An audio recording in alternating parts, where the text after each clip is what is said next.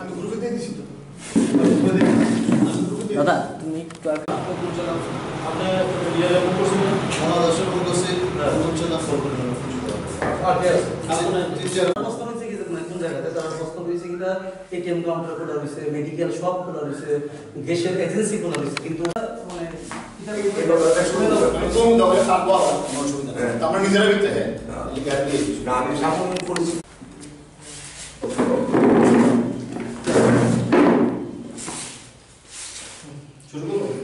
একটু বন্ধুগণ,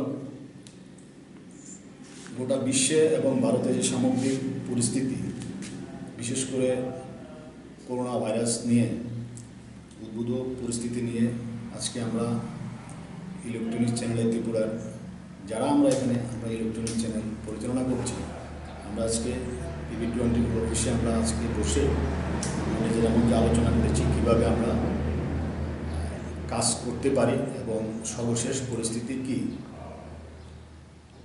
আমরা দেখেছি যে মাননীয় প্রধানমন্ত্রী যে একটা আপিল রেখেছেন, গতকালকে আমরা পরপর দুটো আপিল উনি রেখেছেন, গতকালকে সর্বশেষ আপিল উনি রেখেছেন এবং বিশেষ করে উনি বলেছেন চিকিৎসা ও চিকিৎসা কর্মী, পুলিশ ফোর্স, প্যারামিলিটারি, মিলিটারি, সাফাই কর্মী, media, print, electronics, essential community যারা যুক্ত আছে এদের সাথে, তাদের নিরাপত্তা যাতে সুনিশ্চিত করে, বিশেষ করে কাজ করা, বাড়িতে যাওয়া আসা, কারণ ওনাদেরও পরিবার আছে।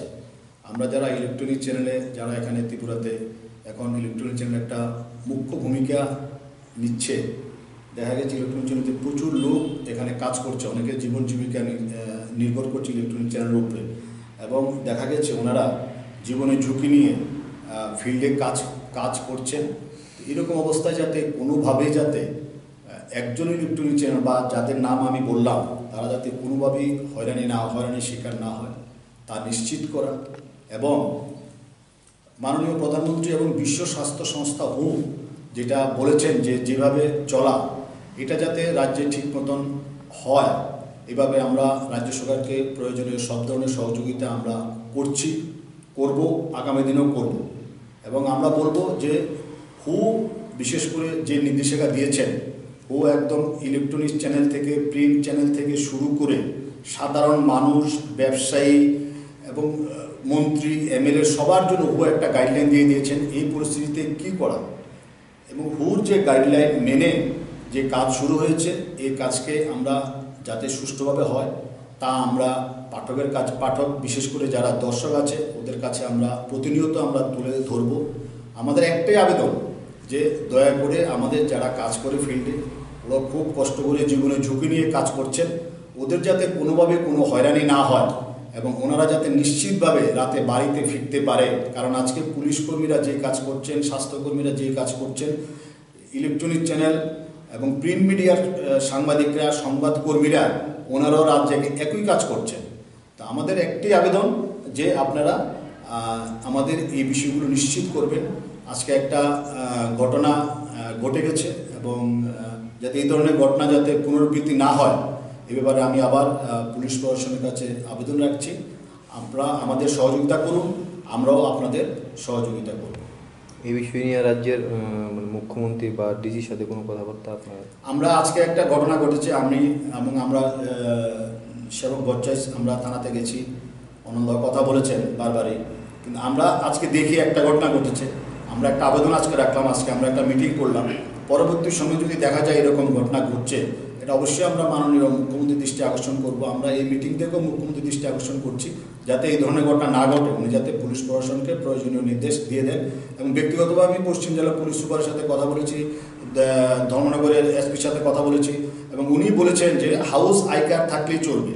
তো আমি কালকে সবাইকে বলেও দিয়েছি যাতে হাউস আই কার্ড, সবার কাছে হাউস আই কার্ড আছে, আমি পুলিশকে বলবো আপনারা আই কার্ড দেখার সাথে সাথে আর কোনো প্রশ্ন করবেন না, ওদের সাথে আর কোনো ধরনের বিরক্ত ওদের করবেন না, কারণ ওরাও আপনাদের মতন রাত জেগে কাজ করছে, ওদেরকে আপনারা কোনো ডিস্টার্ব করবেন না। আর যদি আপনারা ওদেরকে যদি এরকমভাবে আজকে যেটা করেছেন হয়রানি করেন তাহলে তো আমরা ভবিষ্যতে পদক্ষেপ নিতে বাধ্য হব। কিছু সাব ডিভিশনে দেখা গেছে যে স্পেশাল একটা পাস ওনারা প্রোভাইড করেছেন, সেক্ষেত্রে কিছু বলবেন? না, হ্যাঁ, এরকম দিয়েছে, ধর্মনগর দিয়েছে, সোনামুড়া দিয়েছে, তো যদি এরকম আমরা যদি সিচুয়েশন দেখি যে প্রয়োজন হয়, আমরা তো গেলে আবার বসবো, বসে যদি এরকম সিচুয়েশন হয় যে আমাদের স্পেশাল পাস লাগবে, কারণ পরিস্থিতি যেদিকে যাচ্ছে হয়তো অনেক দিন থাকবে, যদি লাগবে তাহলে আমরা কথা বলে এটা ব্যবস্থা করব।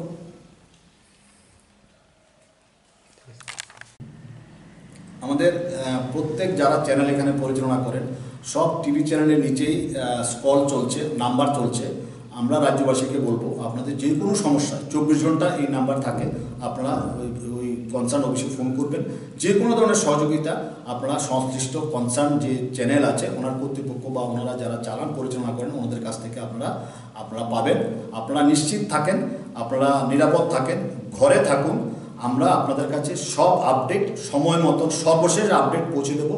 সরকার কী চাইছে, কেন্দ্র কী চাইছে, কি লেটেস্ট সিচুয়েশন সব আমরা পৌঁছে দেবো। কোনো আতঙ্কিত হওয়ার কোনো কারণ নেই। গুজব আপনারা ছড়াবেন না, গুজবে বিশ্বাস করবেন না। আপনারা ইলেকট্রনিক চ্যানেলগুলো বারবার ফলো করুন, ওদের স্কল যাচ্ছে, ব্রেকিং যাচ্ছে, ফলো করুন। এখানে সব কিছু দেওয়া থাকবে। আর যদি কোনো কিছু দরকার হয় ওখানে ফোন নাম্বার আছে, আপনারা নিজেরা প্রশ্ন করে কোয়ারি করে নেবেন।